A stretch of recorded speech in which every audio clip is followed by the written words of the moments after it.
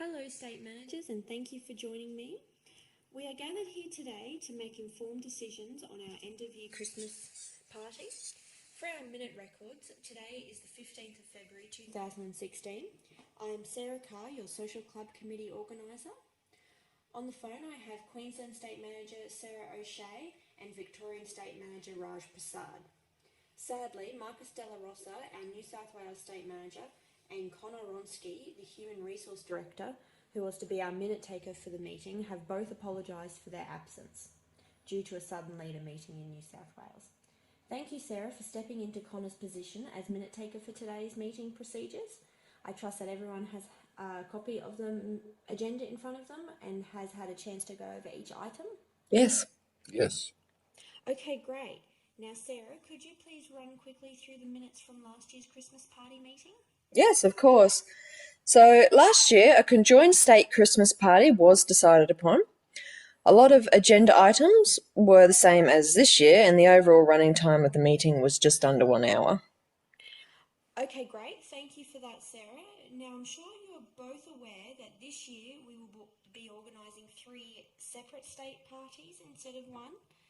Management felt this option was a lot easier to organise and also will save a lot of financial costs, mainly being transport.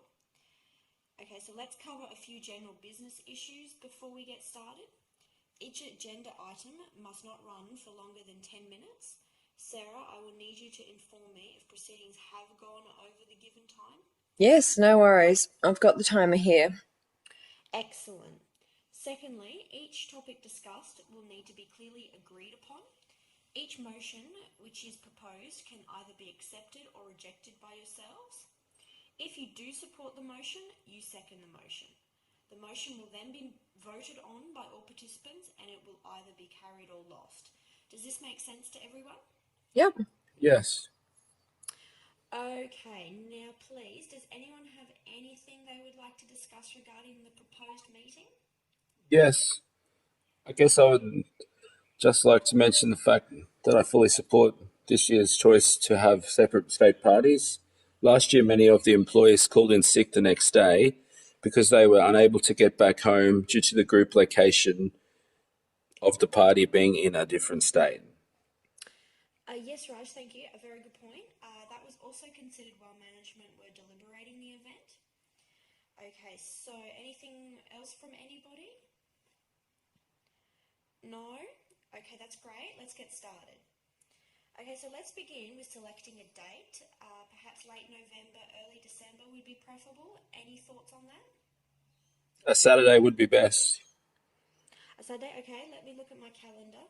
How does Saturday the 3rd of December suit everyone? The first week of December is generally when annual reviews need to be in by. Oh, okay. How's the following Saturday, which will be the 10th? Yes, I second that motion. Yes, that date will be better timed for all. Great. So the 10th of December has been voted. Please feel free to enter that into your personal diaries. Sarah, I trust that you have documented this in your minutes. Yes. Okay, on to the theme of the Christmas party. Previous years have been a very formal occasion at night time. Any objections if we continue tradition, Sarah? Well, each year has been very successful, so I believe a formal occasion at night will be just fine. I'm going to disagree with you, Sarah. This is the first year our states aren't together. Perhaps we should break tradition and opt for a more relaxed and casual event. Maybe even during the daytime. Employees could invite their parents and family. I think employees will learn to be more relaxed among their peers and create a common ground which could help build stronger relationships among employees. Okay, I understand your point and what you're trying to achieve, but where would we host something like this? Well, perhaps if an employee is willing to open their house or a local park or maybe a family restaurant. Okay, not a bad idea. I'd like to see this being beneficial for employees to connect more personally. Okay, managers, are we on agreement for a casual daytime event? Shall we take a vote on a preferable location? I think the park is an ideal location and a family restaurant for Plan B. in case weather does not permit. I agree. I think we definitely need the backup plan, but agree that a local park is my preference. Motion carried. Moving on to our next item, the event activity. Now, consideration will need to be taken into account due to the new proposed location decided upon. Starting with Sarah, do you have any suggestions you would like to share? I think a raffle draw would be ideal, not to mention it would raise money, which could be utilised in the Christmas budget. Karaoke would also be a great fun activity, yet may need to be re-evaluated due to the park location. Yes, I second that motion. Okay, now Sarah, can you over the next few weeks research public parks in all 3 states and whether they have running power available? Yes, I'm making note of it in the minutes in my personal diary. Okay, great. Thank you, Sarah. Moving on to our second last item, the catering and the food. Now, as you can all see in your agenda, certain credentials must be met regarding the food. TRI Fitness has allowed a $150 per head limit for each region. I ask each one of you over the following week to follow up on this and return to our follow-up meeting with at least 2 potential options. Please do keep in mind that your selected caterers must provide vegetarian, gluten-free and kosher meal options. Does anyone have any questions regarding this item? So, considering we have decided on a family-based event, will that budget increase per head?